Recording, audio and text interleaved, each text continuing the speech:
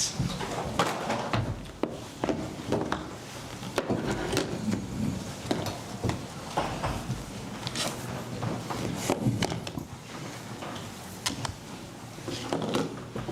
Richard, I'll start us off. Arne, so much happened in that game. Have you summed up and sort of all your emotions from No, if you have half an hour. But the main emotion, I think, should be how impressive and powerful the tribute for Diogo was. So the banner that the cops showed, the way "You Never Walk Alone" was sung, the way they sung is the word for Diogo before the game, in the first minute, after 20 minutes, in the end of the game. It was all so impressive and so powerful. And that's, I think, what my main emotion is after the game. And then there was even a game that ended in 4-2, where a lot of things happened. I mean, how do you feel the dramatic end with Federico Chiesa? I mean, his best moment for Liverpool. Yeah. After the fans sung for him so many times during the game already and last season as well. I think it's very nice for him to give them something in return, and that's definitely what he did today. Unbelievable atmosphere in the final minutes. I thought that, of course, winning the league here will always be more special than winning a home game against Bournemouth, but the last 6 or 7 minutes, wow, wow, how impressive that was.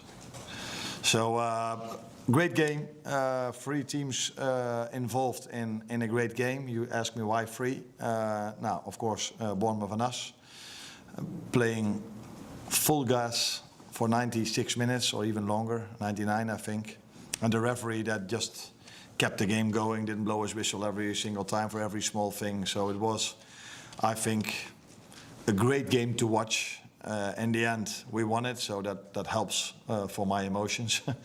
But I think this is what you would like to see. I've said many times last season about the Paris Saint-Germain game, and you can't compare the last 32 game again with a first game of football in the Premier League. But it was, in terms of importance, but it was similar. Both teams, all in, high intensity. Never give up, both teams. Then you get a game like this. We have a good referee, by the way. Please. There's been a lot of talk about Federico's future. Do you think it is at Liverpool?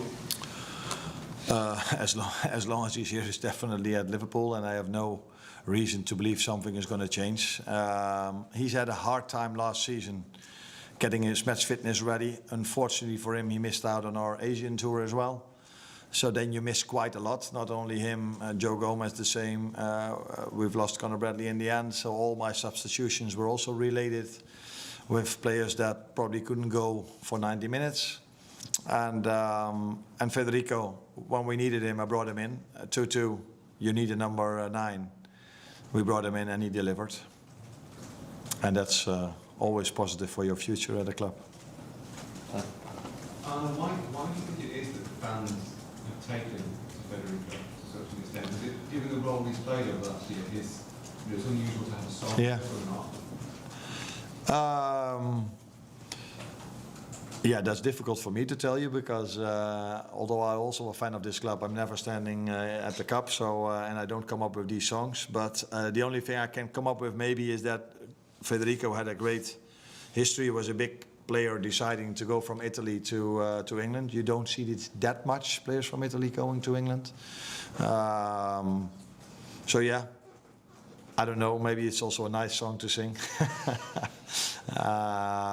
But then I probably don't give him the credit he deserves. So yeah, I cannot give you the exact answer, but that might have something to do with it. He had a very important goal in England for his national team. Maybe our fans remember that. Obviously the incident with Semenyo, and you spoke to him at the end of the game. I'm just wondering what you said and what you made of what has allegedly happened. No, I think it's under investigation at the police now. The club made a very clear statement about what we feel about this. And unfortunately, but we definitely have to talk about it. It's a good thing you talk about it. It's a good thing that I have to answer this. But after, actually, this day should be about Jogo and about how the tribute was. But we definitely need to address this because it's unacceptable in every football stadium, let alone at Anfield. So, yeah, I spoke to him after the game that we will try to do everything to find that person. And I'm not 100% sure, but I think they already found him or not? I think so. I think so. So that's a good thing. And wherever we can help him, we will try to do so. And big credits to him if something happens like this and you can perform so well in the second half. Then he's not only a great player, because that I can see how fast he is, but he also has he's very strong mentally. If something like that happened, to get such a second half performance, that sums up him as a person and him as a player. But again, unacceptable in football in general, let alone at Anfield. Can I just check how Mo is as well, because he seemed to get very emotional at the end. Yeah. Mo Salah. Yeah. Is he okay? Yeah, I think we all. I'm not sure because I didn't ask him, but I actually didn't want to go in after the game because I found it so special how our fans reacted today and how they kept on singing in the end of the game for Jogo.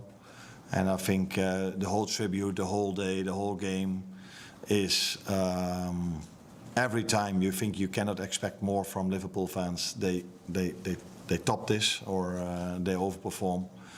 Because again, what a tribute, and I think Mo felt after the game how special that was, and probably he also felt the emotion because we all knew his family is here, his wife is here, his children are here. And for them might be special to hear how much he's loved over here and what the fans had the banner and what they did. But we also feel the emotions of how much grief they